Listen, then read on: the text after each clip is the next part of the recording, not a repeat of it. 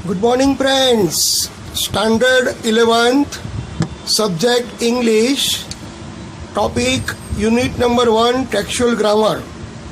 આપણે ટેક્સ્ચ્યુઅલ જે કન્ટેન્ટ હતું લેસન તો આપણે સમજાવ્યા, પણ એમાં જે મહત્ત્વનું પોઈન્ટ્સ છે બધા વોક્યુબ્યુલરી અને ફંક્શન, તો એ પોઈન્ટ્સ આપણે લઈશું. યુનિટ નંબર 1નું શરૂ કરીએ છીએ. અને V1 વોક્યુબ્યુલરીમાં જુઓ. V1, write yes in the box if the sentence is correct as per the text. જો વાક્ય ટેક્સ મુજબ સાચું હોય તો યસ લખો. Write no in the box and correct it without changing the underline parts. જો ખોટું હોય તો એને તમારે અંડરલાઇન કરેલો શબ્દ છે એને બદલ્યા વગર તમારે લખવાનું છે. જેમ કે જુઓ, પેલું વાક્ય લઈએ. Though it was getting easier for me, I kept on pushing myself forward. Though it was getting easier for me, જો કે એ વસ્તુ મારા માટે બરાબર ખૂબ જ સરળ હતી. I kept on pushing myself forward, છતાં પણ હું મારી જાતને બરાબર ધકેલી રહ્યો હતો. તો અહીંયા ઇઝીયર નહીં આવે, શું આવશે? ડિફિકલ્ટ આવશે. તો though it was getting more difficult, અહીં આપણે ઇઝીયરની જગ્યાએ શું મૂકીશું? Difficult. Though it was getting more difficult for me, I kept on pushing myself forward. હવે બીજું જુઓ. Arunima was a brave enough not to concede to any of the difficulties of her life. તો અરુણિમા એટલી બહાદુર હતી કે તે કોઈ પણ મુશ્કેલીમાં કોઈ પણ મુશ્કેલી સામે એ સમર્પિત થઈ જાય એવી પહોંચી ન હતી. ખૂબ જ બહાદુર હતી કે તે કોઈ પણ તકલીફથી નિરાશ થઈ જાય. તો અહીંયા વિધાન સાચું છે, તો yes. Till it finally happen, Arunima had lost all her courage. તો જુઓ, અહીં આપણને વાક્યમાં એવું કીધું છે કે છેલ્લી ઘટના બને ત્યાં સુધી અરુણિમાએ પોતાની હિંમત ગુમાવી. તો statement is wrong. No, till it finally happen, Arunima had not lost her courage. એ પોતાની હિંમત ગુમાવી નહીં. અંત સુધી, એવરેસ્ટ શિખર સુધી એણે પોતાની હિંમત જાળવી રાખી. My mind was kaleidoscope of emotion and I was crying with joy. મારું મન એ લાગણીનો દૂરબીન જેવું હતું અને હું આનંદથી રડી રહી હતી. Statement is right, yes. Because of intervention of the police, the problem of road Romeos in our area increased. જો આમાં વિધાન કેવું ખોટું આપ્યું છે કે પોલીસની દરમિયાનગીરીથી રોડ રોમિયોની સમસ્યા અમારે ત્યાં વધી. પોલીસની દરમિયાનગીરીથી કોઈ પણ સમસ્યા ઘટે, વધે નહીં. તો because of intervention of police, the problem of the road Romeo in our area decreased. શું આવશે? ડિક્રીઝ એટલે ઘટવું. હવે અહીંયા V2 જુઓ. ફાઇન્ડ આઉટ એન્ટોનિમ્સ એટલે વિરોધાર્થી from the text. Frame sentence of your own using the antonyms. તમને આપ્યું છે કે નેચરલ, તો નેચરલનું ઓપોઝિટ થશે એટલે કે એન્ટોનિમ્સ થશે આર્ટિફિશિયલ. તો Arunima was waiting for her artificial leg to be fitted. તો પછી વર્સનું આવશે better. You can do still better. હજી પણ તમે સારું કરી શકો છો.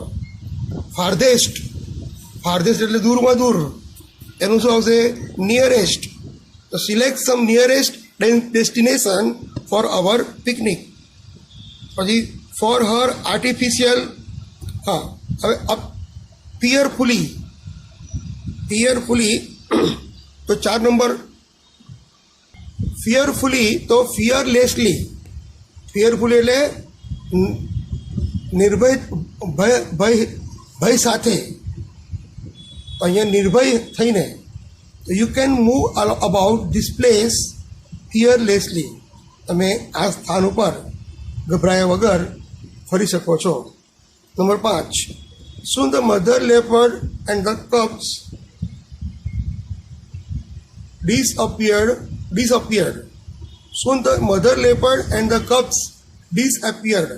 અહીં વાક્ય જો વાક્યમાં આપણને અપિયર આપ્યું છે તો અપિયરનો ઓપોઝિટ ડિસઅપિયર થાય કે તરત જ લેપર્ડ, માતા લેપર્ડ અને બચ્ચાઓ અદૃશ્ય થઈ ગયા.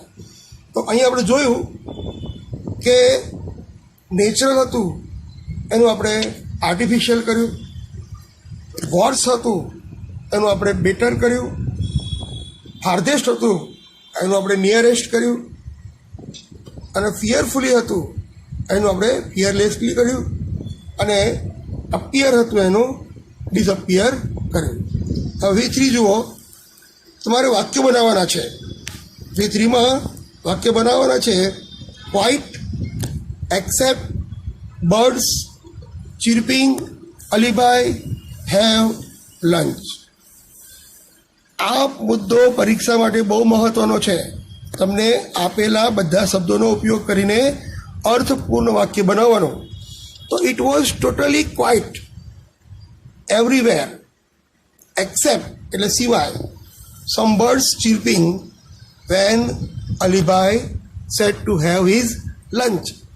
જ્યારે અલીભાઈ પોતાનો લંચ ખાવા બેઠા ત્યારે કેટલાક પક્ષીઓ સિવાય ના કલરવ સિવાય ચારે તરફ શાંતિ હતી. હવે Alibhai sound bear a few morsel.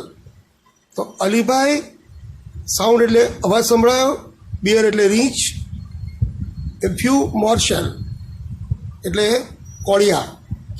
તો અલીભાઈ હેડ hardly had a few more shell when he heard the sound of beer.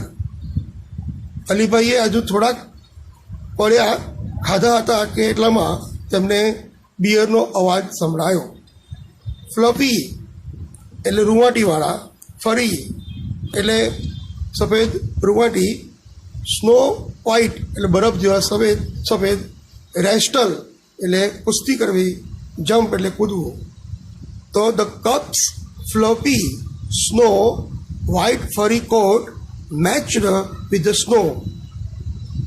The cub's fluffy snow white furry coat matched with the snow, and they were wrestling and jumping on each other. તો જે cubs છે એ બચ્ચાઓ કેવા હતા? Fluffy અને snow white ફરી, એની જે રૂંવાટી હતી એ બરફ જેવી સફેદ રૂંવાટી હતી, અને ફરી કોટ મેચ્ડ, એની જે શરીર પરની રૂંવાટી હતી એ બરફ જોડે મેચ થતી હતી, જેથી અને તેઓ અંદર અંદર મસ્તી કરી રહ્યા હતા અને એકબીજા ઉપર કૂદી રહ્યા હતા. નંબર 4, ડીપનિંગ રોર એટલે ગર્જના કરવી, કાન ફાટી જાય એવી ગર્જના કરવી. ફેરોસિયસ એટલે ખૂબ જ ખતરનાક, હોરર એટલે ભય. અલીભાઈ એ વ્યક્તિ છે. તો Alibhai heard a deepening roar of a ferocious leopard creating horror. તો અલીભાઈએ કાન બેરો કરી નાખે તેવો જોરદાર અને ઘાતકી ચિત્તાનો અવાજ સાંભળ્યો. સ્વિફ્ટનેસ ચપળતા, લેપર્ડ ચિત્તો, વિક્ટરી વિજય, બલ્કી એટલે ખૂબ જ રૂંવાટીવાળું, બિયર એટલે રીંછ.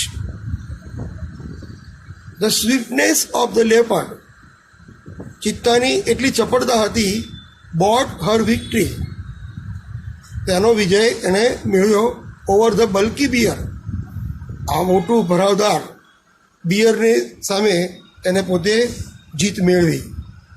Number 6, mother love sacrifice young ones. તો એ મધર્સ લવ લીડ્સ એટલે કે દોરી ગઈ, her to sacrifice everything for her young ones. પોતાના બચ્ચા માટે બધું જ બલિદાન આપવા માટે એ માતા એટલે કે માતાનો પ્રેમ પોતાના બચ્ચાને બચાવવા માટે કોઈ પણ બલિદાન આપવા માટે તૈયાર હોય છે. V5 એમાં તમને એક પેરેગ્રાફ આપ્યો છે. એ પેરેગ્રાફની નીચે કેટલાક શબ્દોમાં અંડરલાઇન કરી છે. તો એ જે શબ્દો છે એ બધા ઇન્ટરચેન્જ થઈ ગયા છે. તો આપણે ડાયરેક્ટ જવાબ જ સમજાવીશું. જેમ કે a former national level volleyball player Arunima had to face a terrible attack resulting into fatal accident which made her lose one of her legs. તો ફોર્મર એટલે પૂર્વ નેશનલ લેવલ વોલીબોલ પ્લેયર અરુણિમાએ એક જબરદસ્ત હુમલોનો સામનો કરવો પડ્યો અને તે એક ઘાતક અકસ્માત નીવડ્યો અને તેમાં તેને પોતાનો એક પગ ગુમાવવો પડ્યો. ધો શી વોઝ એન એમ્પ્યુટી, જો કે તે અપંગ હતી, ધેન અપંગ બની ગઈ તેમ પણ she embraced a great challenge of becoming a mountaineer. તેણે પોતે અપંગ હતી છતાં પણ પર્વતારોહક બની અને એક ચેલેન્જ પોતાના જીવનમાં પડકાર એણે સ્વીકાર્યો. And climbed up the highest peak of the world, વિશ્વનું ઊંચામાં ઊંચું શિખર એણે સર કર્યું. She proved that opportunities do not always come, તક એ હંમેશા આવતી નથી. They can also be created by strong will. જે તક છે એ આપણે મજબૂત મનોબળ દ્વારા, hard work, determination and self confidence, આત્મવિશ્વાસ, દૃઢ નિશ્ચય અને મહેનત દ્વારા અને સ્ટ્રોંગ વિલ પાવર, ખૂબ જ અડગ મનોબળ આપણે તૈયાર કરવું પડે છે. We salute the woman power in the form of Arunima Sinha. તો મિત્રો, અહીંયા ફોર્મર આપણને આપેલું છે એટેક, પણ આવ્યું શું? ફોર્મર. ઓપોર્ચ્યુનિટી આપેલું છે ઓપોર્ચ્યુનિટી, પણ આવશે શું? એટેક. ડિટર્મિનેશન આપ્યું છે એની જગ્યાએ ફેટલ. તો આ રીતે જે શબ્દો ખોટા છે એની જગ્યાએ યોગ્ય અંદર તમારે ઇન્ટરચેન્જ કરવાના છે. હવે યુનિટ નંબર 1નું આપણે ગ્રામર લઈએ. તો ગ્રામરમાં આ યુનિટમાં તમારે એડવર્બ, ક્લોઝ ઓફ કન્ડિશન નો અભ્યાસ કરવાનો છે. આ રચનામાં ઇફ અને અનલેસ, ઇફ એટલે જો તો, અનલેસ એટલે જો નહીં તો. ઇફ અને અનલેસનો ઉપયોગ આપણે અહીં શીખવાનો છે. હવે આ જે અનલેસ છે એ ઇફ પ્લસ નોટ બરાબર અનલેસ. આ ટોપિકમાં તમારે 2 ટેકનિક યાદ રાખવાની છે. તો ટેકનિક નંબર 1 કે ઇફ કે અનલેસવાળું વાક્ય સાદા વર્તમાન કાળનું હોય તો ઉપવાક્ય સાદા ભવિષ્યકાળનું હોય છે. જેમ કે if you work hard you will pass. જો તમે મહેનત કરશો તો તમે પાસ થશો. તો અહીં જુઓ, talk to me unless you have chewed tobacco. તમે તમાકુ ન ખાતા હો તો જ મારી જોડે બોલો. તો sentence is true. Don't talk to me unless you have chewed tobacco. મારી જોડે તમે તમાકુ, અહીં તમે જુઓ, ડોન્ટ ટોક ટુ મી, મારી જોડે વાત કરશો નહીં, unless you have chewed tobacco. તમે તમાકુ ન ખાતા હો તો મારી જોડે વાત નહીં કરો. એટલે કે તમાકુ ખાતા હો તો વાત કરવાની. It is wrong. તો statement is wrong. Don't talk to me if you have chewed tobacco. જો તમે તમાકુ ચાવતા હો તો તમે મારી જોડે બોલશો નહીં. બીજું વાક્ય જુઓ, if you find her book if you find her book, શું તમને તેની પુસ્તક મળે, કોલ હર, તો એને બોલાવો. તો અનલેસ વાપરીએ. Unless you find her book, જો તમે તેની ચોપડી ન મળે, ડોન્ટ કોલ હર, તો તેને બોલાવશો નહીં. Statement is right. If you find her book, જો તમને તેની બુક મળે, ડોન્ટ કોલ હર, તો તેને બોલાવશો નહીં.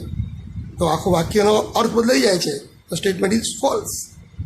એ જ રીતે જુઓ, he can not go if he doesn't finish his work first. તે જો તેનું કામ પૂરું નહીં કરે તો તે જઈ શકશે નહીં. સ્ટેટમેન્ટ સાચું છે. He can not go if he finishes his work first. તો આ વાક્ય જુઓ, જો તે પોતાનું કામ પહેલું પૂરું કરે તો એ જઈ શકે નહીં. તમે જો વાક્યમાં મિનિંગ બદલાઈ જાય છે. વ્યક્તિ પોતે પોતાનું કામ પૂરું કરે, વહેલું પૂરું કરે તો વહેલું જઈ શકે. તો statement is false. He can not go unless he finishes his work first. એ પોતાનું કામ પહેલાં પૂરું ન કરે તો એ જઈ શકશે નહીં. Statement is true. વાક્ય સાચું છે. ઇફ યુ હેવ પ્રેક્ટિસ્ડ વેલ, જો તમે સારી રીતે મહાવરો કરશો, જો તમે સારી રીતે મહાવરો કર્યો તો go to the stage to sing song, તો જ તમે સ્ટેજ ઉપર ગાવા જાઓ.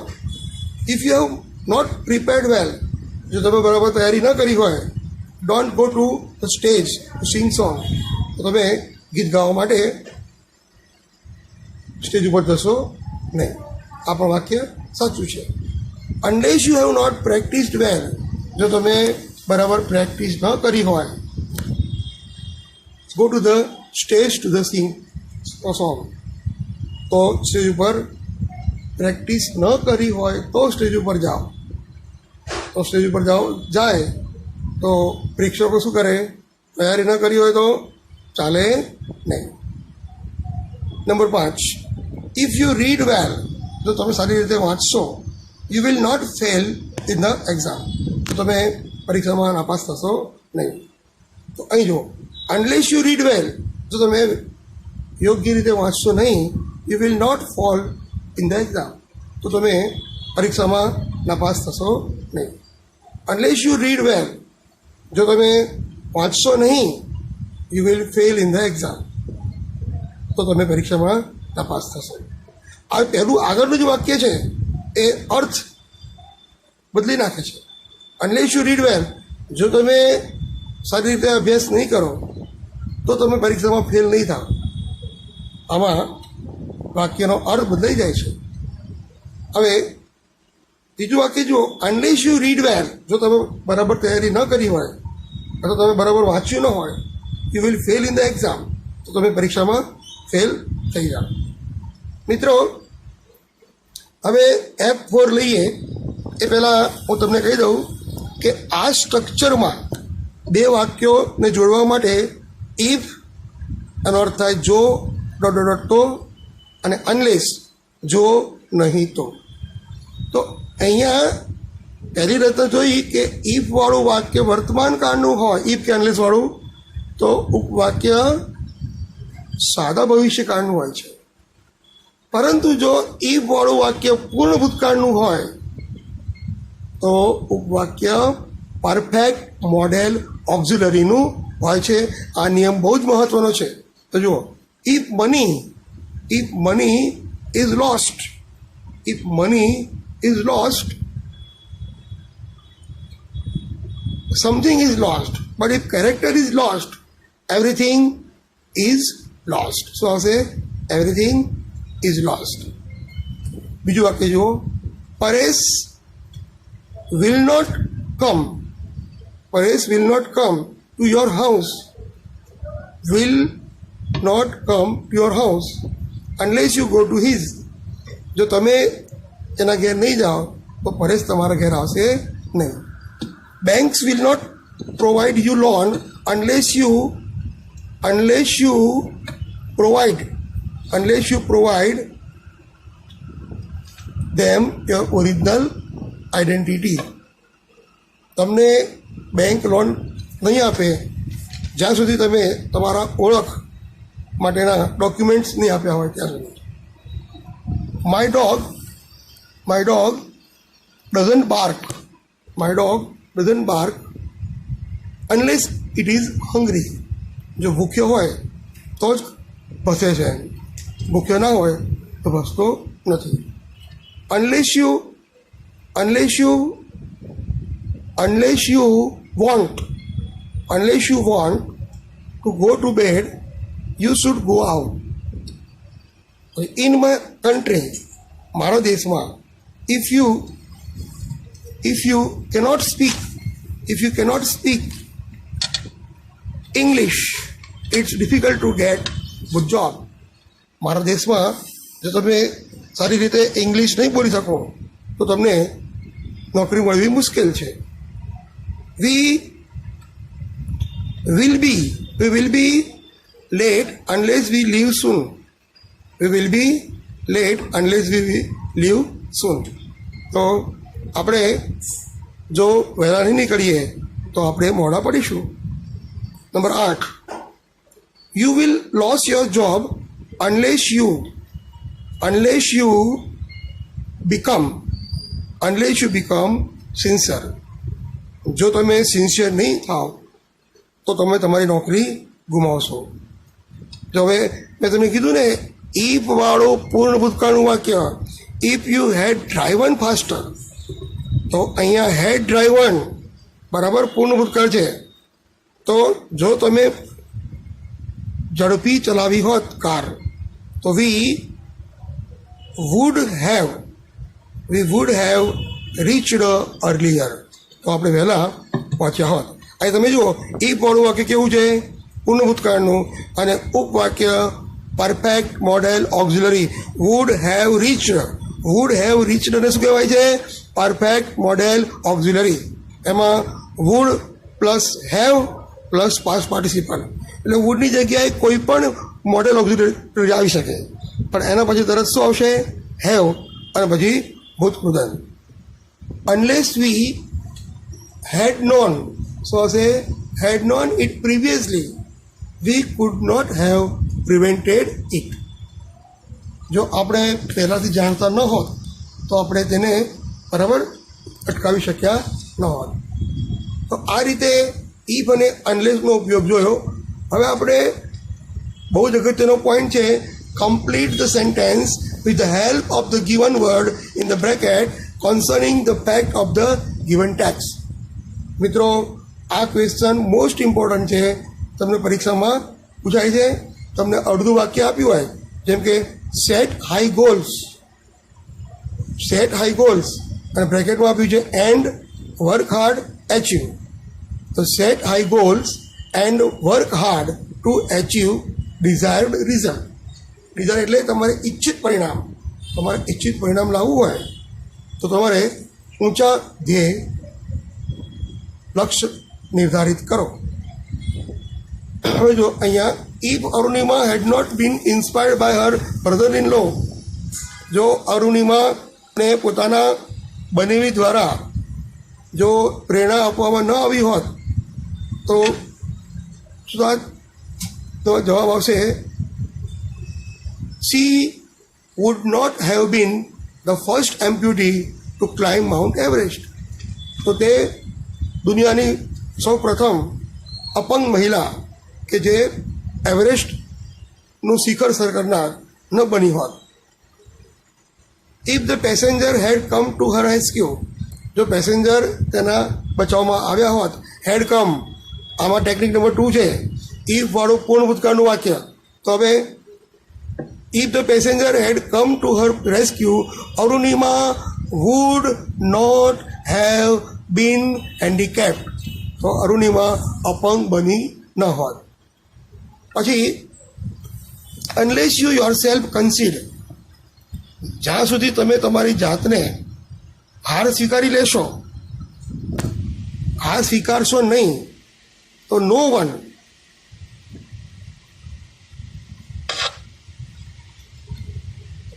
વન કેન ડિફીટ યુ, અથવા તો there isn't anyone who can defeat you. Without have great courage. તો આપણે આગળ વાક્ય બનાવવાનું છે without having great courage. Without having great courage Arunima could not have fought bravely with the four criminals. હવે F જુઓ, unless Sahib inspired Arunima could never have thought about climbing up Mount Everest. તો unless Sahib had inspired her, Arunima would never have thought about climbing up Mount Everest. F6માં તમારે if અને unless વાપરવાનું છે. તો unless he finds a job, his family will starve. જો તેને નોકરી નહીં મળે તો તેના કુટુંબને ભૂખ્યા રહેવું પડશે. You follow his instruction or કે otherwise you will not win the confidence. તમે એમની સૂચનાઓનું પાલન કરો, નહીંતર તમે તેમનો વિશ્વાસ જીતી શકશો નહીં. If you do not read this document, જો તમે document many times over document બરાબર વાંચશો નહીં તો you will not understand it properly. તમે તેને બરાબર સમજી શકશો નહીં. Number 4, you learn from your experience. તમે તમારા અનુભવથી શીખો છો. And you will not commit the same mistake again and again. અને તમે તમારી ભૂલ એકની એક ભૂલ પાછી તમારે કરવી જોઈએ નહીં. તમે નહીં કરો એમ. You learn from your experience. અહીંયા શું આવશે? એન્ડ. એક વસ્તુ સમજો કે એન્ડ બરાબર ઇફ. એન્ડ બરાબર ઇફ બંનેનો અર્થ સરખો થાય છે. અને ઓર કે અધરવાઇઝ બરાબર અનલેસ. જો unless he pays the dues, જો તે બાકીના રકમ ભરશે નહીં, or membership will not be renewed, તો એની મેમ્બરશીપ રિન્યૂ થશે નહીં. You better take care of yourself. તમે તમારી જાતની કાળજી લો.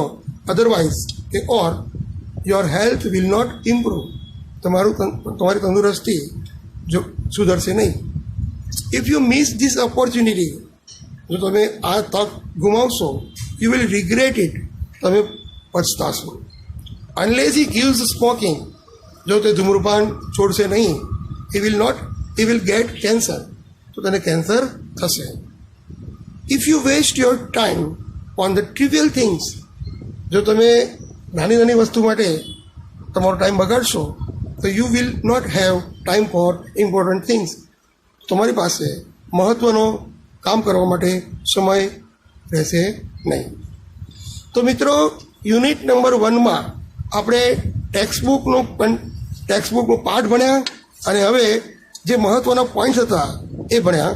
તો યુનિટ નંબર 1 અહીંયા પૂરું થયું અને આ જે ટોપિક તમને ચલાવ્યા એ તમારે તમારા નોટમાં લખી નાખવાના અને વ્યવસ્થિત રીતે પ્રિપેર કરવાનું. તો મળીશું નેક્સ્ટ ટાઈમ નેક્સ્ટ લેક્ચરમાં. See you again in the next lecture. Bye bye.